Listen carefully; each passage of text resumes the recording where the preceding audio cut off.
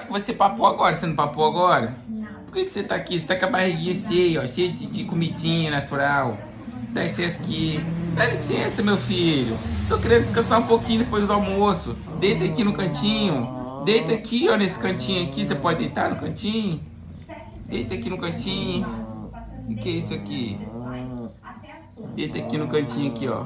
Vem pro cantinho. Deita aí no cantinho. Olha, papai só tá te levando. Eu não vou mais. Vou fechar aqui. Vou ficar sozinha aí. Vai ficar sozinha aí. Vai ficar sozinha aí.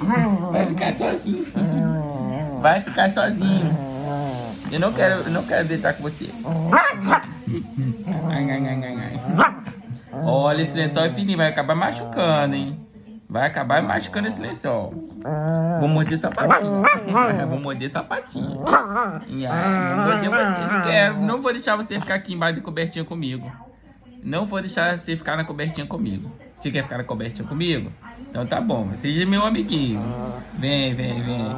Vem, pode entrar na cabaninha. Olha na cabaninha. Entrou na cabaninha. Sai da cabaninha. Sai da cabaninha, Pipinha. É, papai, eu vou entrar na cabaninha, papai. Entrei na cabaninha.